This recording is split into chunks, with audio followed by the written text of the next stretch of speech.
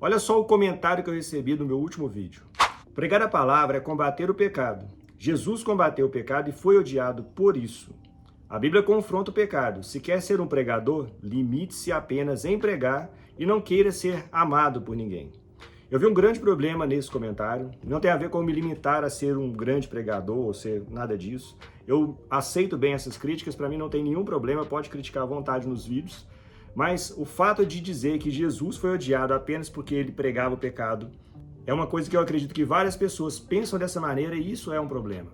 Eu sou Matheus Ganga, você está no Confraria Bíblica. Antes de mais nada, eu quero agradecer as pessoas que já se inscreveram aqui no canal. Muito obrigado a todo mundo. Se você é novo por aqui, já se inscreve no canal. Tem vídeo novo toda semana.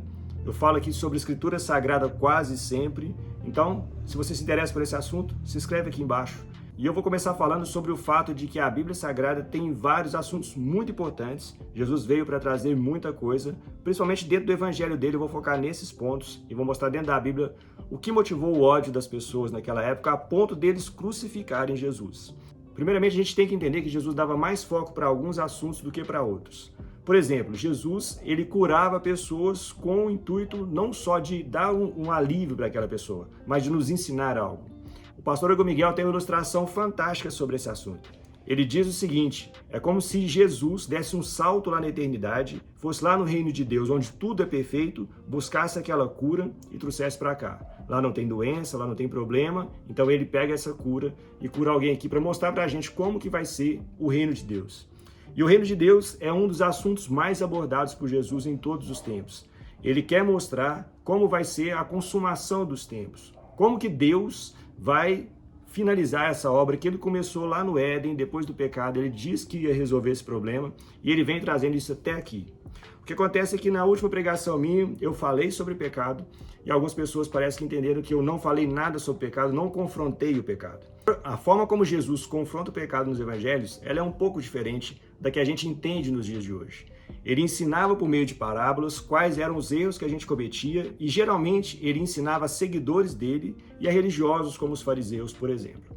E essas pessoas se arrependiam, convertiam e começavam a seguir Jesus. Jesus fala assim sobre o pecado, principalmente no Sermão da Montanha. Ele ilustra bem que ele não veio para abolir a lei, mas para cumpri-la, e ele dá exemplos de como isso é feito.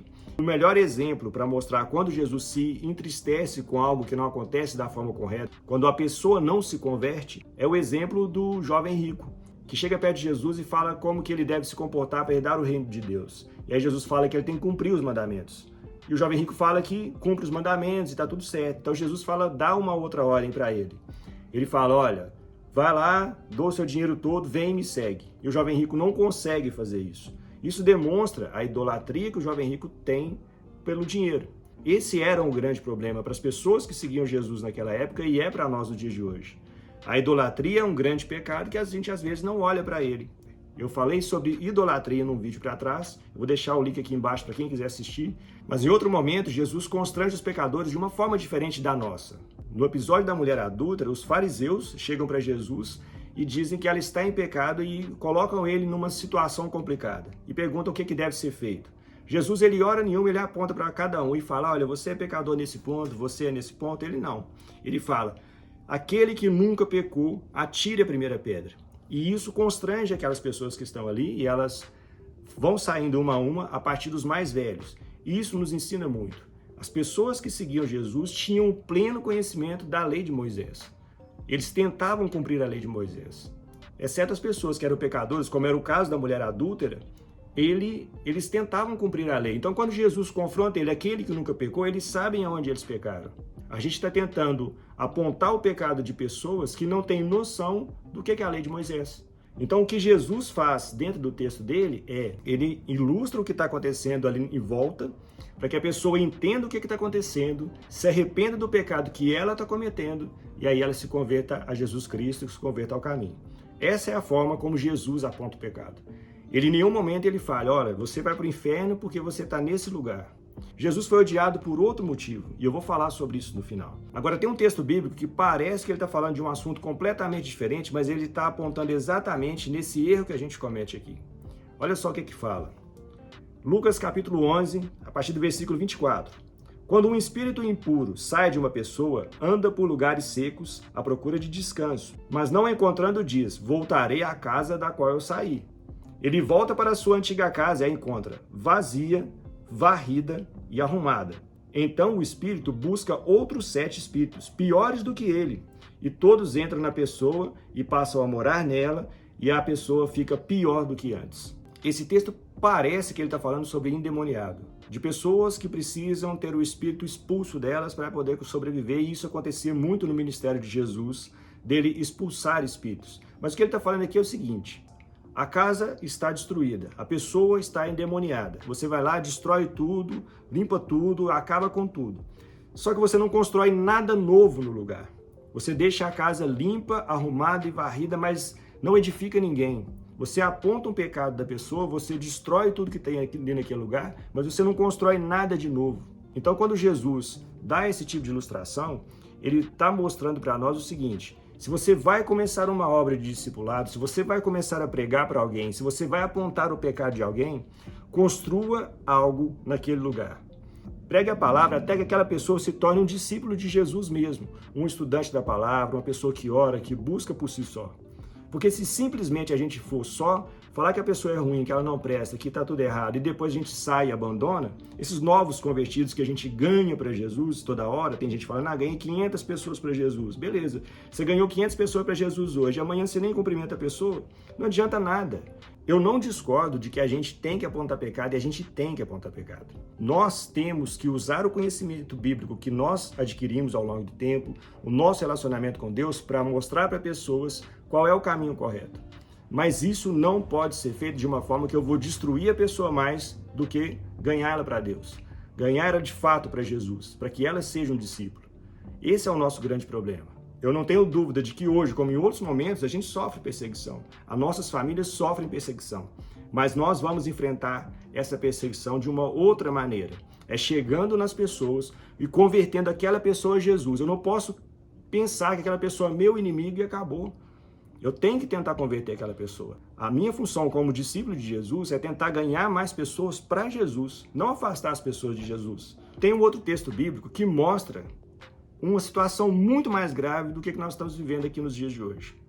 Quando Daniel está lá no final do exílio, lá na Babilônia, tá, o Império Persa, está tudo mudando, Daniel ele faz uma oração. Ele podia orar por qualquer coisa. Ele podia orar pelo imperador, por Nabucodonosor, pela Babilônia, contra a Babilônia. Ele podia fazer o que fosse ali naquele momento. Ele era um profeta que tinha uma relação íntima com Deus. Agora, olha o que o Daniel faz. Ele começa a oração pedindo perdão pelos pecados que ele cometeu.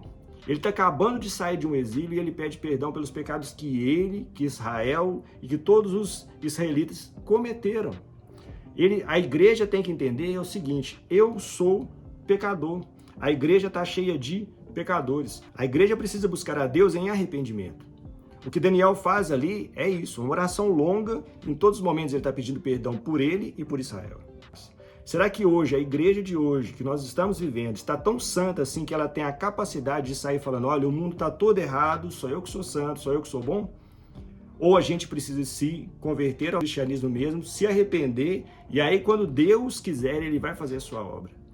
Porque quando você olha o que acontece depois no capítulo 10 de Daniel, o arcanjo Miguel vem lutar a luta pelo povo naquele lugar. Deus manda um arcanjo para lutar a batalha do povo, porque aquele povo, aquela igreja entendeu que ela precisava se arrepender e orou pelo arrependimento deles. E nós precisamos fazer isso. Nós, como igreja, nós temos caído em idolatria em muitos momentos. E no final, para entender melhor o que acontece com Jesus naquele tempo, por que ele era tão odiado, a gente tem que voltar na época que Jesus viveu. A gente olha para a Bíblia Sagrada, pelos textos da Bíblia Sagrada, com o olhar de hoje. A gente não olha com o olhar daquela época. Por que um judeu levou Jesus para ser crucificado? Por que aconteceu da forma como aconteceu com ele? Foi porque ele acusava pecado? Não foi. E antes de ler o texto que vai ilustrar bem o porquê que Jesus era odiado, eu queria falar algo muito interessante.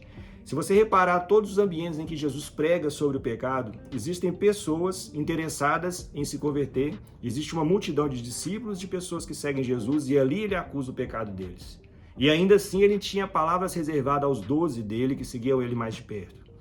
E quando você vai olhar para as cartas de Paulo, mesmo que você veja que ele acusa pecado também, ele acusa o pecado da igreja. Ele escreve a carta a Corinto, a igreja de Corinto, a igreja de Éfeso. Então, ele não está escrevendo para o público em geral, ele está escrevendo para a igreja. Para que a igreja seja o que Deus planejou lá com Israel quando saiu do Egito. Deus planeja que o povo saia do Egito e seja luz na terra prometida. Seja um povo que vai iluminar o mundo e o mundo vai olhar para eles de uma forma diferente. Será que o mundo está olhando para a igreja hoje de uma forma diferente, como sendo luz ou não? Então, o que aconteceu para Jesus ser odiado da forma como ele foi? Olha o que 1 Coríntios, no capítulo 1, fala, a partir do versículo 22. Porque os judeus pedem sinais e os gregos buscam sabedoria, mas nós pregamos o Cristo crucificado, escândalo para os judeus e loucura para os gentios. Mas para os que foram chamados, tanto judeus como gregos, Cristo é o poder de Deus e a sabedoria de Deus. Porque a loucura de Deus é mais sábia do que a sabedoria humana, e a fraqueza de Deus é mais forte do que qualquer força humana. O que aconteceu com eles era o seguinte, eles tinham uma visão do que Jesus veio para fazer. Se Jesus era de fato o Messias, e os judeus conheciam a Bíblia hebraica, eles conheciam todo o texto bíblico, eles sabiam que viria um Messias para sentar no trono e reinar sobre todas as nações. Roma dominava naquela época. E se Jesus não veio para sentar no trono e tirar Roma da jogada, então o que ele veio fazer? E aí ele morre na cruz. Então não faz muito sentido para eles. E eles não viam Jesus como sendo esse Messias, mesmo eles conhecendo a lei. Por isso eles ficavam ofendidos com o que Jesus falava. Já os gregos, os gentios, as pessoas do outro lado, que buscavam a sabedoria em outros lugares, quando Jesus fala que ele é Deus, que ele é o rei dos judeus, eles pensam o seguinte, já que ele vai ser crucificado, ele vai sair dali porque ele tem um poder maior do que nós todos. E ele morre na cruz, e aí eles não entendem isso, é loucura para os gentios. Isso é a forma como eles olham para Jesus. É lógico que Jesus acusou pecado, de uma maneira muito diferente do que a gente entende o que é acusar pecado. Se eu não tenho conhecimento, não tenho bagagem para ensinar a Bíblia Sagrada, para quem eu vou exortar, chamar a atenção de que ele é um pecador, dificilmente eu vou fazer com que aquela pessoa progrida na sua caminhada cristã. Talvez eu, acusando esse pecado de uma forma errada, eu mate essa fé dessa pessoa. Eu quebre o relacionamento dela com Deus para sempre e ela nunca mais consiga restituir o relacionamento que ela deveria ter com Deus. Então o que eu estou falando não é para não acusar o pecado, é para ter cuidado na hora de que for acusar, para não destruir o que Deus está construindo. Talvez por falta de cuidado e de zelo com a palavra de Deus, de não ser um povo que se arrepende como Daniel se arrependeu, de não entender o que Jesus fez com os pecadores naquela época, ilustrando tudo o que nós temos a ganhar se a gente estiver seguindo Jesus, porque ele é o único caminho. Talvez, se a gente não fizer dessa forma, se a gente simplesmente disser, você é um pecador e você vai para o inferno, isso não é a boa nova de Cristo, isso é a má nova de Cristo. Jesus veio mostrar em todo o seu evangelho que ele veio para trazer o reino de Deus, e daqui a pouco, no final dos tempos, nós vamos ver esse reino eterno chegar. Muitos serão lançados no fogo do inferno, sim, mas se as pessoas não querem ouvir a palavra de Deus, a gente não consegue forçar a goela abaixo, simplesmente acusando o pecado. Eu tenho que apresentar a boa nova de Cristo completa, com justiça e com amor. Eu não posso fazer isso simplesmente com justiça, justiça, justiça e sem amor. E também não posso fazer com amor, amor, amor e sem justiça, como também tem acontecido em muitos lugares. Eu já falei sobre isso em outros vídeos.